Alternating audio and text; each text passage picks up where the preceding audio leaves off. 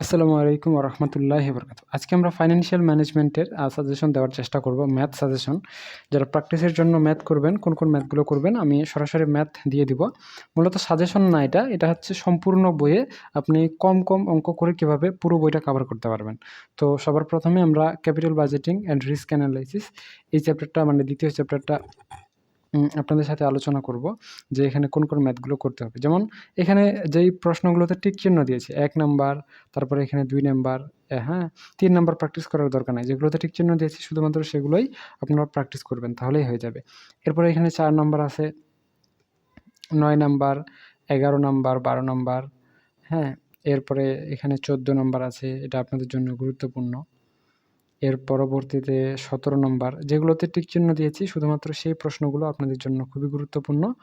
অন্য প্রশ্নগুলো গুরুত্বপূর্ণ নয়, তাই সেগুলো পড়ার দরকার নাই। আর আমাদের সবগুলো প্রশ্নই ব্যতিক্রম এবং বোর্ড সাল থেকে তোলা, তাই আপনাদের হচ্ছে এই অঙ্কগুলো খুঁজে পেতে কোনো সমস্যা হবে না বা হওয়ার কথা নয়। সো আপনারা এই ম্যাথগুলো দাগায় নেন, হয়ে গেল। ভিডিওটা একটু করে পজ করে রাখবেন, রেখে দাগায় নিন, তাহলেই হয়ে গেল।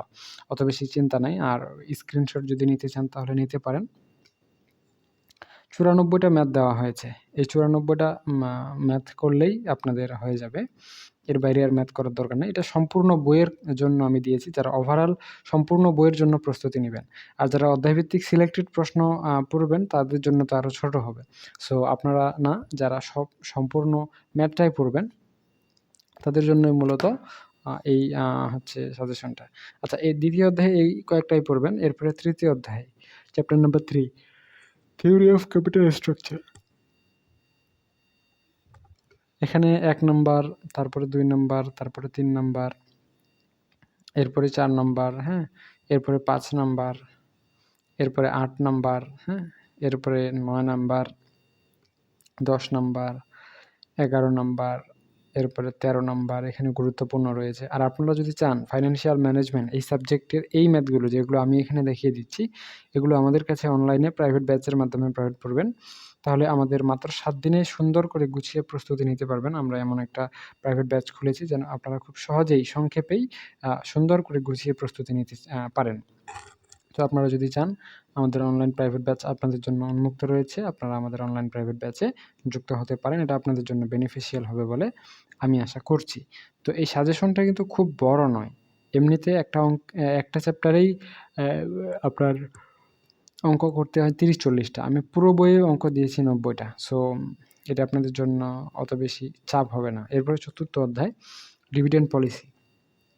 তো ডিভিডেন্ড পলিসি থেকে এখানে ১ নাম্বার প্রশ্ন, এটা ভালো করে পড়ে নেবেন। এরপরে ২ নাম্বার, এরপরে ৬, তারপরে ৯, এরপরে ১২ নাম্বার, এরপরে ১৭ নাম্বার, ১৯ নাম্বার এখানে একটা গুরুত্বপূর্ণ আছে। তারপরে ২১ নাম্বার আছে, এখানে ২৩ নাম্বার আছে, তারপরে ২৪ নাম্বার, এরপরে এখানে ২৭ নাম্বার আছে, এটা আপনাদের জন্য গুরুত্বপূর্ণ। এরপরে ৩০ নাম্বার, ৩৩, এরপরে ৫ম অধ্যায় ক্যাপিটাল মার্কেট ফাইন্যান্সিং। এটা আপনাদের জন্য এখানে ১ নাম্বার আছে, এরপরে ২ নাম্বার, ৩ নাম্বার আছে, এখানে ৬ নাম্বার, এটা আপনাদের জন্য গুরুত্বপূর্ণ। এরপরে ৭ নাম্বার আছে, ৮ নাম্বার, ১১ নাম্বার, ১৩ নাম্বার, ১৪ নাম্বার, এরপরে হচ্ছে ২২ নাম্বার, এখানে ২৩ নাম্বার গুরুত্বপূর্ণ।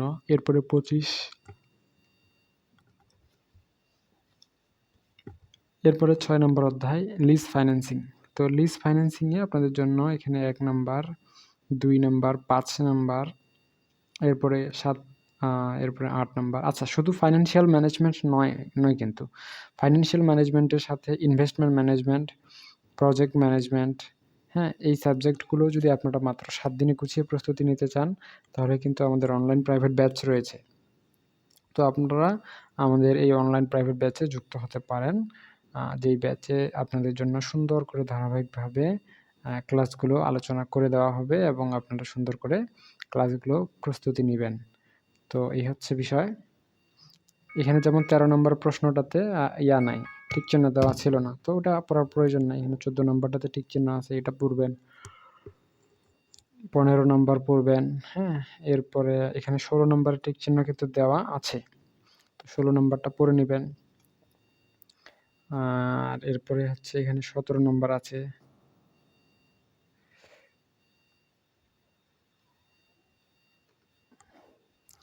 হ্যাঁ, তো এই ম্যাথগুলো আপনারা সুন্দর করে প্রস্তুতি নিয়ে নিবেন, তাহলেই হয়ে যাবে। এখানে 18 নাম্বারটা আছে, খুবই গুরুত্বপূর্ণ।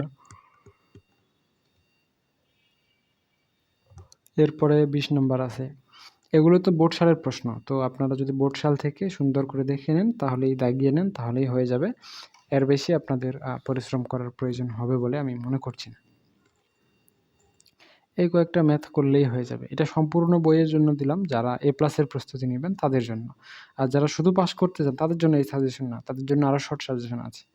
যারা শুধু পাস করতে চান তাদের জন্য আরও শর্ট সাজেশন আছে। এটা যারা A+ পেতে চান তাদের জন্য, কারণ আপনারা তো অনেক বেশি পড়বেন। আপনারা তো আর শর্টকাটে A+ আশা করতে পারেন না। শর্টকাটে ফার্স্ট ক্লাস পাওয়া যায়, শুধু পাস করা যায়। কিন্তু A+ পাওয়া যায় না। এইটা ফাইন্যান্সিয়াল ম্যানেজমেন্ট, আমাদের প্রাইভেট ব্যাচ। 211 জন শিক্ষার্থী এই মুহূর্তে ব্যাচে আছে। আপনারা চাইলে আপনারা যুক্ত হতে পারেন। এটা আমাদের ফ্রি গ্রুপ। আপনারা চাইলে আমাদের এই গ্রুপেও যুক্ত হতে পারেন, BBA গ্রুপ অল ডিপার্টমেন্ট। এরপরে এটা আমাদের চ্যানেল মারুফ 99, আপনারা চাইলে যুক্ত হতে পারেন। এখানে সব কিছুই পেয়ে যাবেন। এটা